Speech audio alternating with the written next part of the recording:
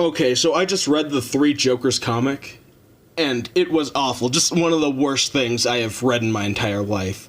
But before I start talking about what I didn't like in it, I would like to say first that I don't read comics very often, and I probably don't know what I'm talking about. Also, this isn't really a review of the comic. I'm just going to be talking about a few of the things that are really, just really stupid. So, yeah, I guess that's the intro. My biggest problem with the comic is that instead of focusing on the three Jokers and giving hints to their backstories for some stupid reason, it decides to explain why Robin is sad over the fact that somebody called him a bad name. Now, normally I'd be okay with having trauma as a plot point in a Joker comic. I just don't want it to be the main point, you know? I want to see Joker blowing stuff up, not Robin crying in the shower. That is pretty much the main complaint I have with the comic, but there are a few smaller story bits that are just really stupid too, and I want to talk about them. But starting off, I would like to say that I'm really happy that they gave Joker's old henchman, Gaggy Gagsworth, a cameo. I mean, we haven't seen him in a really long time, and he's dead.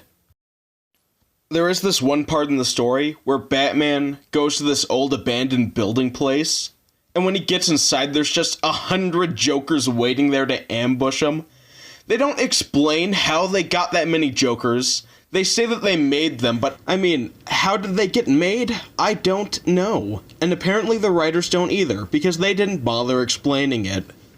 So Batman does the only logical thing, and he runs them all down with his car. I'm sorry, but what happened to Batman's no-killing rule? They're still people, right? There's no way they survived this. I'm pretty sure they're dead. Is this Batman's tipping point? Is this what finally pushed him over the edge? An abandoned swimming pool and 20 of his least favorite people? So, towards the end of the comic, 2 of the 3 Jokers are dead. Don't worry, that will probably never be important again.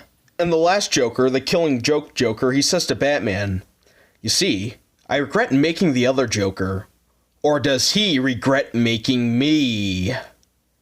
Yeah, thanks for that. Thanks for the pointless ambiguity. It's very much appreciated.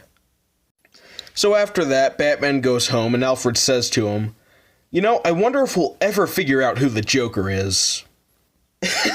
And you want to know how Batman responds to this? He pretty much says, "Oh yeah, I've always known who the Joker was. Yeah, from the very start. I've always known who he was. I'm Batman."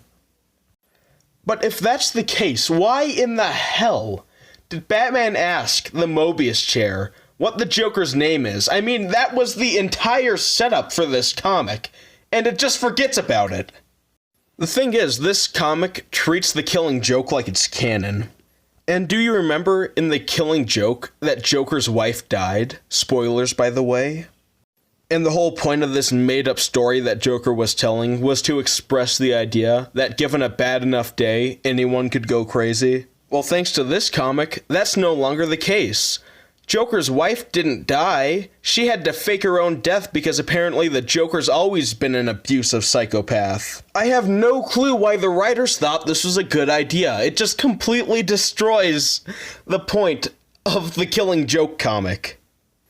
And furthermore, the story that Joker tells in The Killing Joke isn't meant to actually happen. It's just a story he tells. Which makes this whole plot point within the Three Jokers comic twice as stupid. Somebody actually wrote this. They jotted it down on paper and thought to themselves, this would make for a great comic.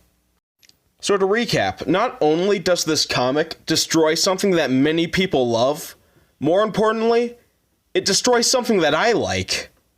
Okay, this comic almost broke me. Thanks for watching.